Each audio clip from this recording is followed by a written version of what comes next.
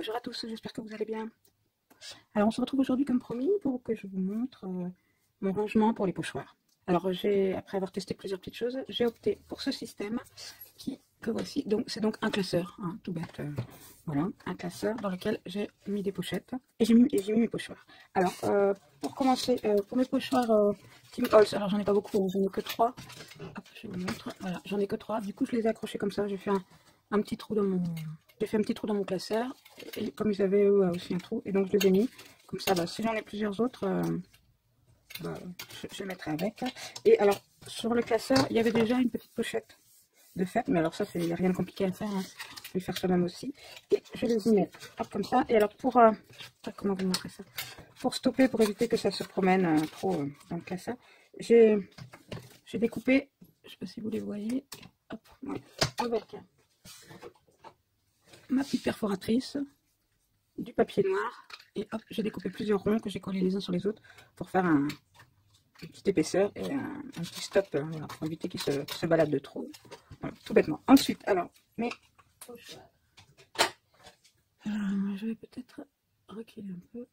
Hop, voilà, vous voyez mieux. Là, donc pour les pochoirs, alors ça c'est les pochoirs de chez Stamperia. Donc c'est des grands pochoirs. Donc je les ai mis comme ça. Et ensuite, les pochoirs plus petits, donc dans mes pochettes transparentes, j'ai fait deux petites pochettes et j'ai glissé les pochoirs. Voilà. Et donc du cardstock noir pour que ça ressorte bien. Alors après, j'ai mis des intercalaires hein, pour les séparer. Donc ici, c'est mes pochoirs tout en colle. Quand j'étais abonnée à la box, j'avais des pochoirs, donc je les ai mis ici. Donc pareil, hein, toujours deux petites pochettes. Là, hop, donc ça, bon ici j'ai mis aussi d'autres pochoirs. Après voilà, ici c'est différentes marques de pochoirs. Là, donc là j'en ai fait d'avance. Ensuite ça c'est les pochoirs de chez AliExpress. Pareil, donc j'ai toujours adapté en fait mes petites pochettes à la taille de mes pochoirs. Donc ça on va le faire ensemble, je vais vous montrer. Et donc voilà, donc en fonction de la taille de mes pochoirs, j'ai fait mes pochettes à la taille. Et après ça c'est les pochoirs à 4, donc là pas grand chose à faire. Voilà, ça c'est les pochoirs de chez Action. Hop. Donc voilà, donc il nous reste à faire ensemble. J'ai les pochoirs de chez La Fée du Scrap. Voilà, donc j'ai commencé à faire la première et on va faire ensemble la seconde pochette qui sera la même pour ranger celui-ci et les prochains. Donc écoutez, on va faire ça ensemble si vous le voulez. Hop, ici, bon, un jour je deviendrai décorer, je pense, mon classeur, mais en attendant, il reste comme ça. Là, donc pour faire mes pochettes, alors moi j'ai pris les pochettes de chez Action. Bon, par contre, j'avais pas vu, elles sont doubles. Bon, ça c'est pas une obligation, hein, bon. Elles sont doubles, je fais avec, hein, mais voilà, ça donne un tout petit peu plus de boulot puisque du coup, comme elles s'ouvrent comme ça sur le côté, il faut aussi fermer le côté. Normalement, sur des pochettes normales, les deux côtés sont fermés, donc il y a juste à faire ça. Donc pour ça, donc j'utilise des pochettes. Je prends aussi donc une feuille A4. Donc là, j'ai pris noir, puisque mes pochoirs sont blancs. C'est du Clairefontaine en 250 grammes. Voilà, c'est les trophées Clairefontaine 250 grammes. Donc j'ai pris ça, ils sont bien. Enfin, ça me convient. Donc j'utilise ça. Et il faudra aussi la fuve, ou pour ceux qui ont le pyrograveur de chez Action, je pense que ça fera très bien l'affaire, pour sceller en fait les pochettes. Alors je sais pas, celles qui n'en ont pas, peuvent peut-être avec une machine à coudre, ça doit marcher aussi. Ou sinon mettre de la colle ou du scotch double face. Au pire, ça peut peut-être le faire. Donc, eh bien, écoutez, on va faire ça ensemble. Donc, eh bien, pour commencer, comment j'ai fait mes petites pochettes? Alors, j'ai calculé les dimensions de mes pochoirs, en fait, puisque tous les pochoirs ont des tailles différentes. Donc, je prends les dimensions. Donc, celui-ci, il fait 14,5 en largeur, et comme il est carré, 14,5 sur 14,5. Donc, je vais commencer par découper mon cardstock aux dimensions que je souhaite. Donc, comme il fait 14,5 en largeur, je vais laisser un petit peu d'espace de chaque côté. Je vais découper ma feuille à 16 cm. Voilà. Donc,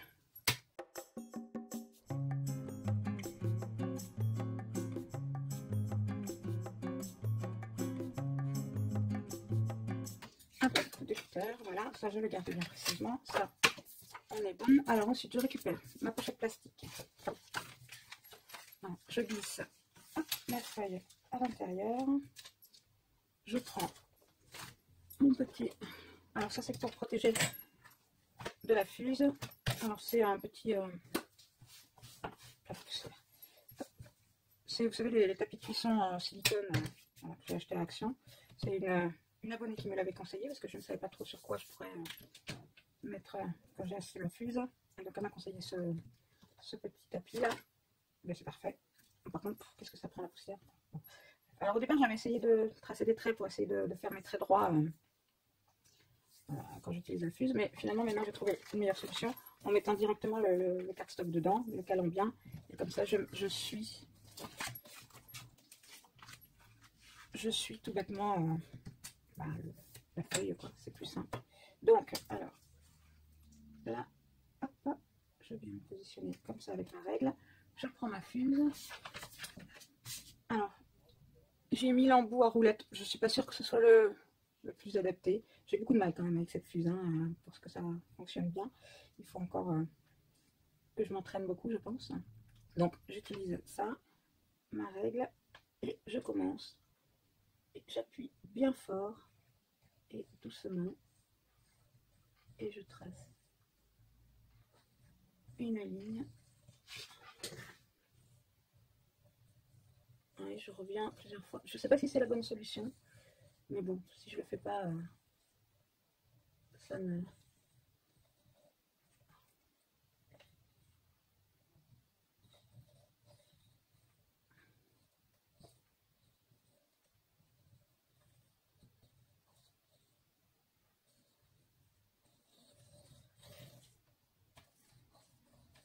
Alors, c'est pas évident parce que si vous appuyez trop fort, après vous percez le plastique. Si vous appuyez pas assez fort, les deux morceaux ne se collent pas. Oh non. Je suis pas très douée avec la fuse. Mais pour les pochoirs, ça suffit bien. Par contre, je suis pas prête de faire des shakers quart d'avec ou des shakers parce que ça n'est pas...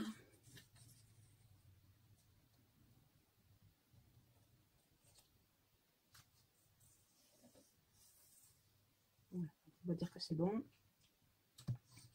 Hop. Alors ensuite, hop, je retrouve ma fuse. Donc ensuite, je vais prendre les mesures. Donc ici, je glisse un petit. Et donc vous voyez ici le plastique est libre et je voudrais pas, donc je vais le refermer aussi. Donc pour ça, je prends les mesures de ma feuille qui ira à l'intérieur. Donc là, je voudrais glisser. Hop, là, je mesure. Okay. Je ressors celle-ci. Voilà.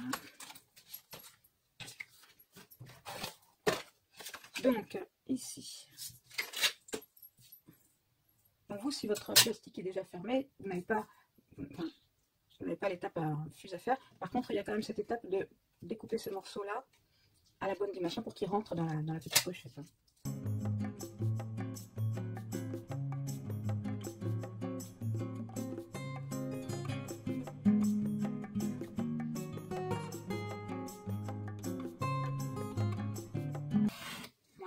Cette bande là je jette,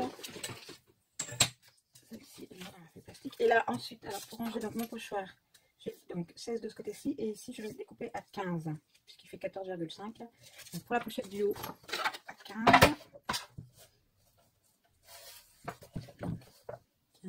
c'est ici. Hop. Ça c'est pour la pochette du haut et la pochette du bas, donc ce qui me reste, et je vais retirer à peu près 0,5. Voilà. 0,5 pour la petite pochette du bas. Hop, donc ça c'est le haut, ça c'est le bas.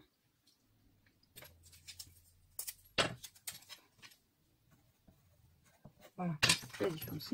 Hop, donc je reprends ma fuse, donc mon tapis mon petit tapis. Alors, donc, hop, ici, donc je glisse ma petite feuille. Là, et je vais venir.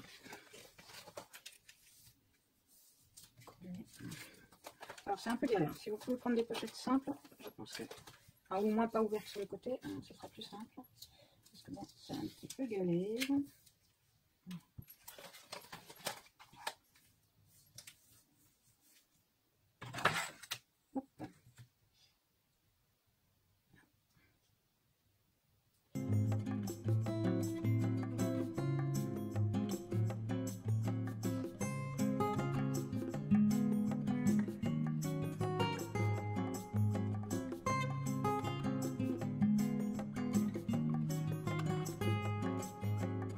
Alors, voilà donc pour le côté.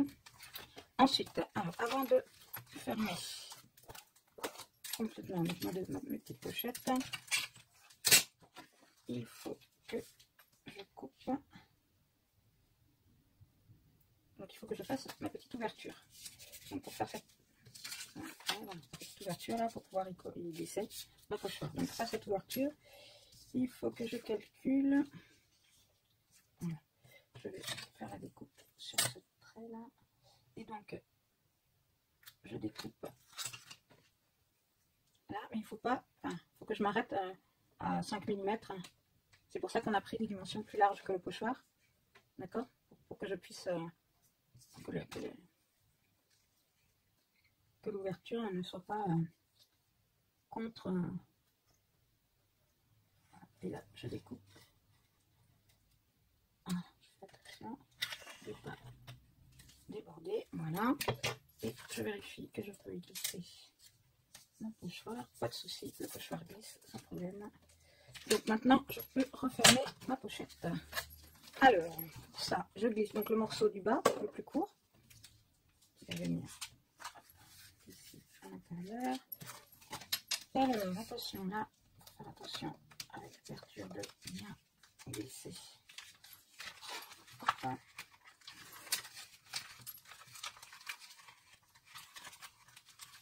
C'est toujours comme ça. Quand on le fait soi-même, ça marche sans problème. Quand on veut filmer, il y a toujours un couac. Hop là, voilà. Donc là, j'ai glissé. Donc on a l'ouverture ici et l'ouverture de l'autre côté, bien séparées. Et maintenant, on recolle. Hop. Donc là, on vient coller le long. Donc là, je mets ma... Et je viens fermer ma pochette.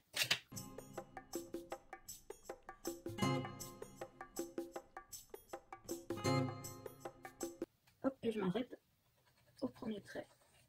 Hop. Voilà, voilà, j'ai tellement appuyé que je m'en trouve. Et voilà. Ensuite, eh bien, je glisse ma deuxième pochette, donc le haut qui est un peu plus grande. Hop. Et voici. Et donc, je me retrouve avec un système pour ranger mes deux. À nouveau 4 pochoirs de cette dimension-là qui peuvent rentrer dans mon classeur. Voilà, alors je reprends mon classeur. Hop. Et donc, hop, entre les deux intercalaires, je vais pouvoir venir y mettre mes pochoirs de la fée du scrap. Voilà, il me reste encore les pochoirs de chez Action à faire. Et mon classeur sera fini, sera rempli pour l'instant. Voilà, j'espère que ce tuto aura été suffisamment clair pour ceux qui veulent le reproduire. Alors, tant que j'y suis, certaines d'entre vous m'ont également demandé comment je rangeais mes classeurs d'embossage. Alors là, franchement, je n'ai pas trouvé de solution plus pratique que de les mettre tout simplement dans une boîte. Alors, c'est une boîte que j'avais achetée chez Action il y a quelques temps. Et voilà, je les ai positionnés comme ça. Donc, j'ai mis mes bigs en premier. Ensuite, les 3D de chez 6X.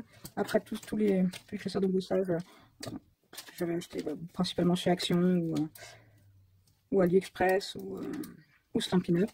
Voilà, et ça c'est ceux que j'ai pas encore utilisés, donc ils sont toujours dans leur emballage, mais bon, quand je les utiliserai, j'enlèverai l'emballage et je les mettrai avec les autres. Et voilà, et quand je fais des tests ou quand je les garde aussi, on sait jamais, ça peut servir pour la prochaine fois. Et après les petits comme ça, les petits de chez Action que j'ai pas encore, je pense que je vais faire une toute petite boîte pour pouvoir les y mettre qui tiennent bien, mais bon, j'ai pas encore, je l'ai pas encore fait, mais enfin ça c'est pas grand chose à faire, hein, un petit tube, hop. Et comme ça, ils tiendront bien droit. Voilà. Donc là, ça sert à rien de faire une vidéo pour ça. Donc je vous le montre vite fait. J'ai pas trouvé mieux. Si certaines ont de meilleures idées pour les ranger, bon, on les retrouve facilement. Hein. Voilà, il n'y a qu'à chercher quand on cherche un classeur d'embossage. Et c'est rangé le bout de ma scrap parce que j'embosse pas les feuilles assez souvent. D'ailleurs, je devrais le faire plus souvent parce que je trouve que ça rend vraiment très joli un fond de carte ou un fond de feuilles embossées, mais bon, pas suffisamment le réflexe. Enfin voilà, en tout cas j'espère que cette petite vidéo vous aura plu, que mes explications ont été suffisamment claires. Si ça n'est pas le cas, dites-le moi en commentaire, je répondrai, enfin voilà, si vous avez des questions, il n'y a pas de souci, j'y répondrai. Et je vous dis à bientôt pour une prochaine vidéo. Bye bye!